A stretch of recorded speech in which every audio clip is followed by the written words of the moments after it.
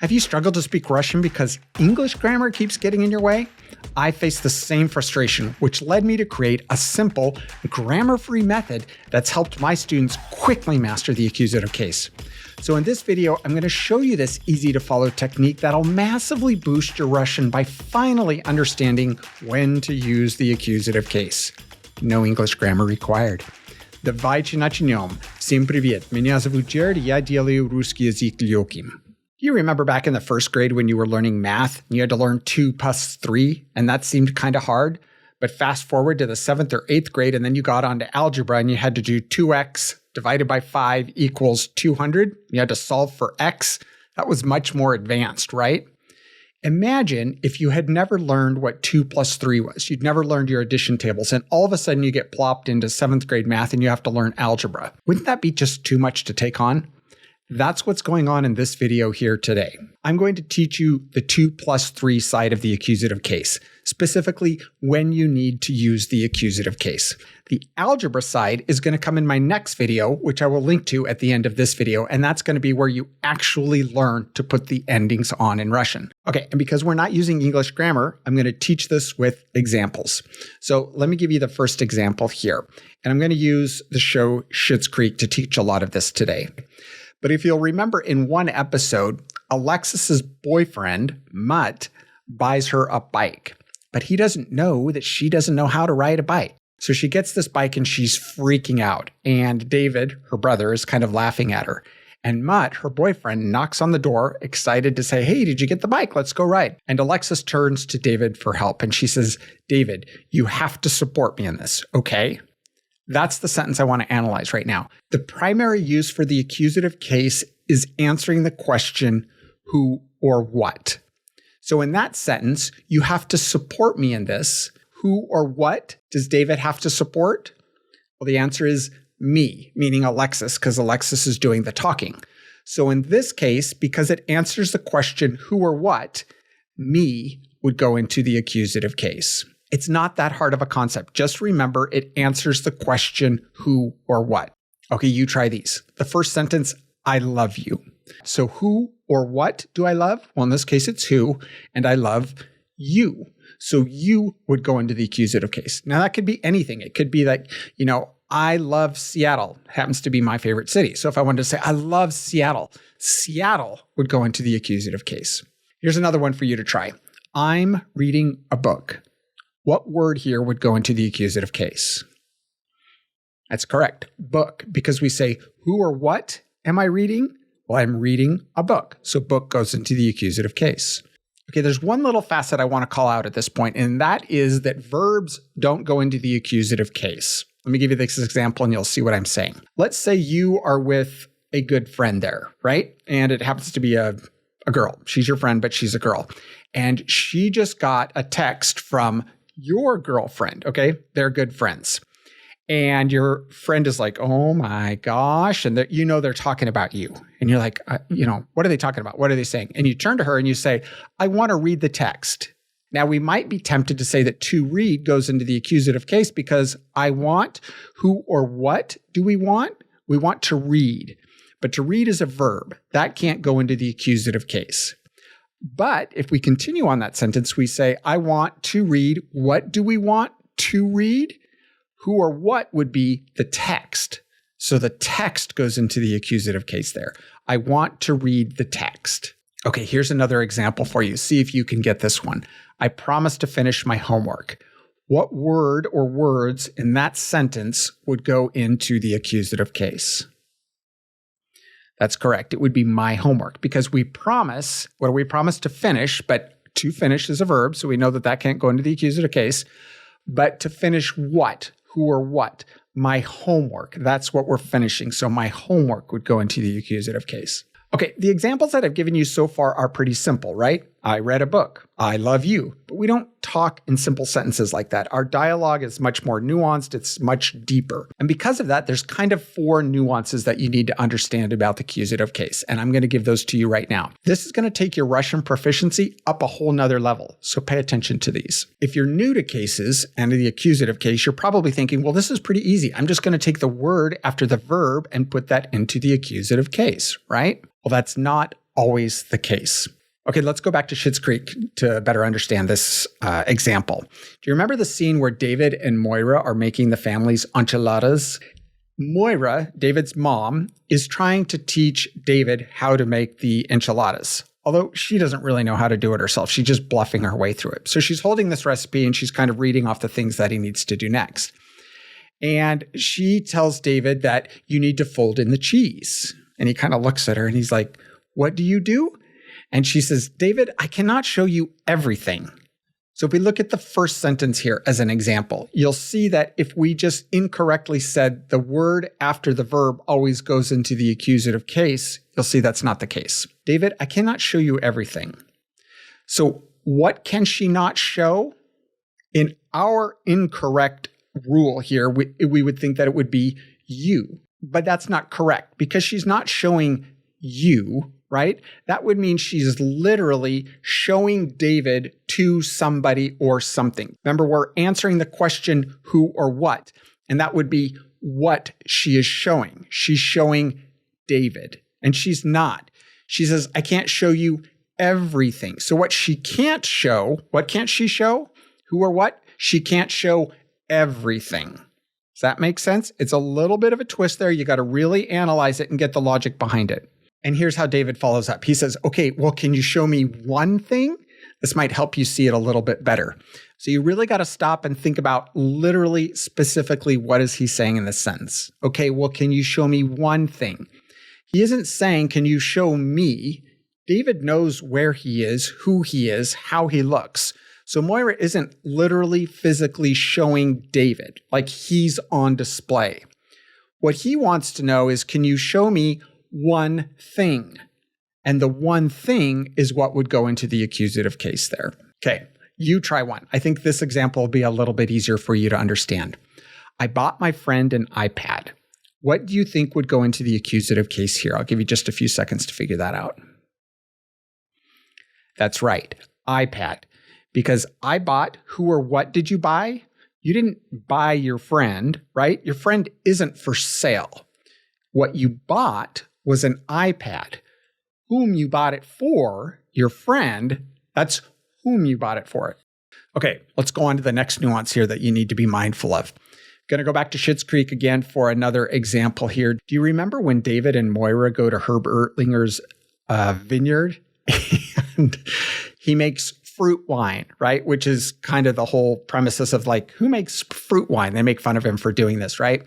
And they go there and they taste the wine. And Moira, I don't know why I just find this episode really funny, but she takes a sip and she's like, oh, this tastes like something one should not put in their mouth. I just think that's a nice way of saying this tastes like crap. Well, fast forward to the end of the episode where Herb Ertlinger has asked Moira to be the spokesperson for his company. And of course, she being a little vain is all into that. So she has this 180-degree change of opinion of his wine. She actually still thinks it's terrible, but she says it's potable. So by the end of the episode, she's recording a video for Herb Ertlinger. And in this video, she says, come taste the difference good fruit can make in your wine. You'll remember the experience and you'll remember the name, Herb Ertlinger. And then she goes on, she stumbles over the name, and there's a whole other comedic episode about that. But look at this sentence right here. If we say, you'll remember the experience and you'll remember the name. Let me ask you here, what do you think should go into the accusative case? And I'm kind of leading you into a mistake if you don't really know it here. And that's the point that I'm trying to make, is that sentences can have more than one accusative case. So if we look at this, you'll remember, what will you remember? It's the experience. So the experience would go into the accusative case. And then she says it again. And you'll remember, what will you remember this time? The name. Okay, so the name would go into the accusative case. Now, just because she uses the verb 2 times, that's not the reason that you have the accusative case twice in this sentence. She could have said, you'll remember the name and you'll buy a case. Okay, you'll remember the name. That's still in the accusative case because who or what are we going to remember? And then you're going to buy, what are we going to buy? A case of wine. So that would go into the accusative case. So that's the nuance here. Sentences don't necessarily have to have just one accusative case. Okay, so you try this one. I saw my friend at Herb Ertlinger's vineyard and she actually bought his wine. What words in this sentence would go into the accusative case? I'll give you just a few seconds to figure that out. Okay, that's correct.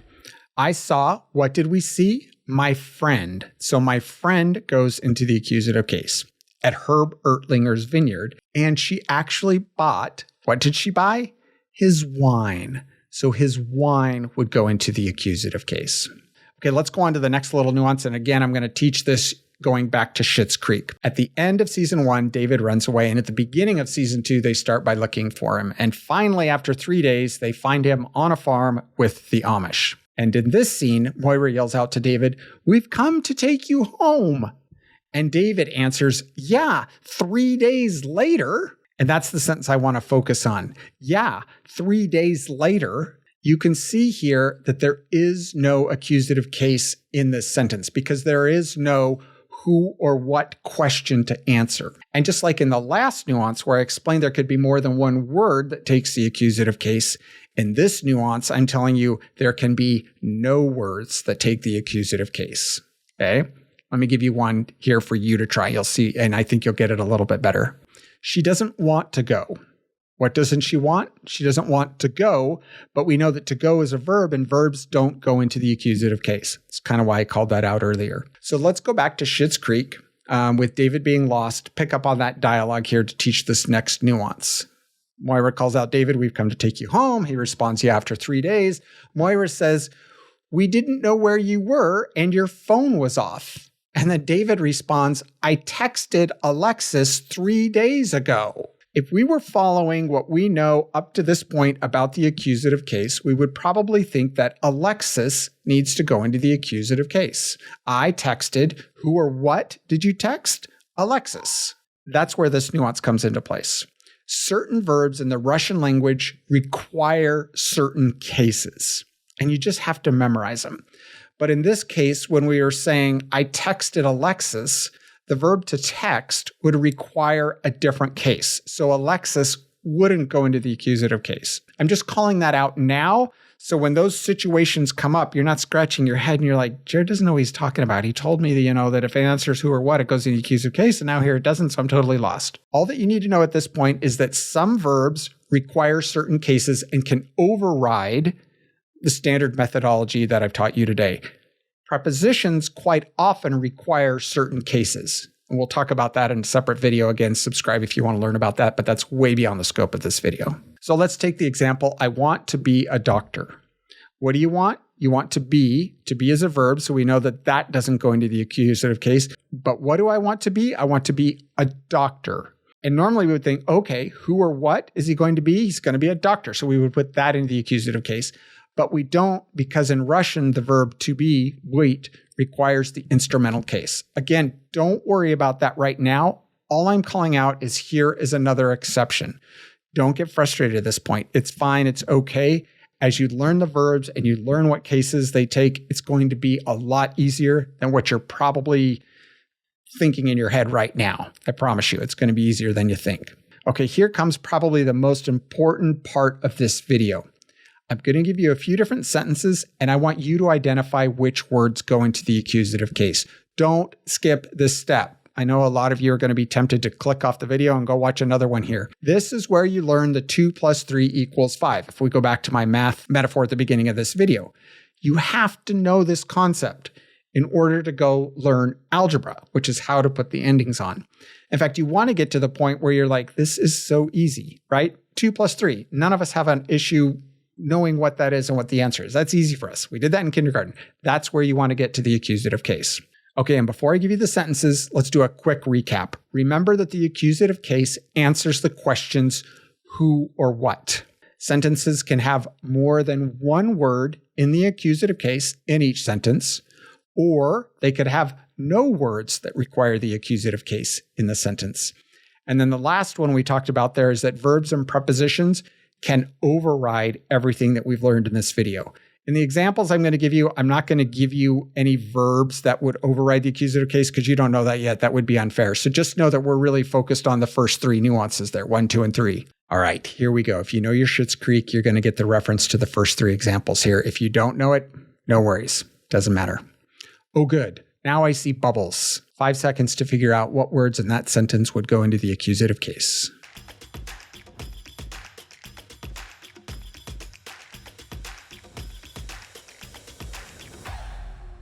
Okay, so if we go back to our first rule, who or what? That's the question we're always trying to answer.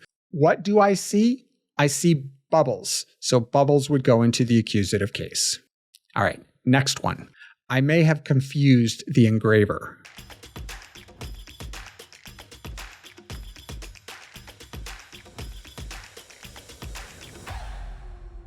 Okay, who or what might have I confused?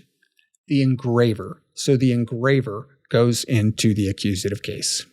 All right, next example. We do not want to end up in a coffin like Carl.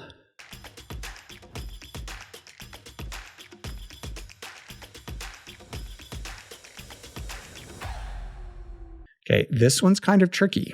What don't we want? To end up in, but to end up is a verb, so that doesn't go into the accusative case. In a coffin, in is a preposition, right? So that doesn't go into the accusative case like Carl. So, and like Carl doesn't really answer the question who or what, right? So in this sentence, there are no words that would need to go into the accusative case. All right, next sentence. They turned the entire living room into a theater and invited the whole dorm.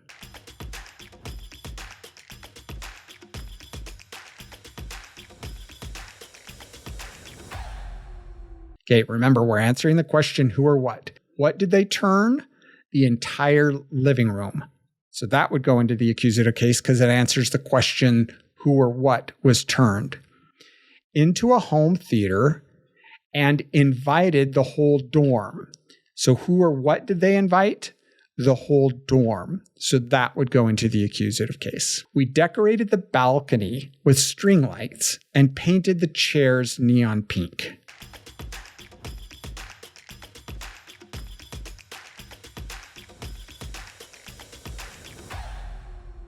Who or what did we decorate? The balcony. And then painted, who or what? We painted the chairs. So that would go into the accusative case as well. All right. All of the words that you just identified that go into the accusative case are the direct object of a sentence. So essentially, I kind of tricked you, right? I taught you how to identify the direct object of a sentence without actually calling that out. So sometimes you'll hear when you're talking with professors or reading in books, they'll say, well, the accusative case requires the direct object. I'm telling you that because I don't want you to be like, Jared never mentioned that. I don't know what he's talking about. Answering the question who or what is identifying the direct object in a sentence. Okay, where do you go from here? We're trying to master Russian, speak fluently, not use dialogue. You've got two options.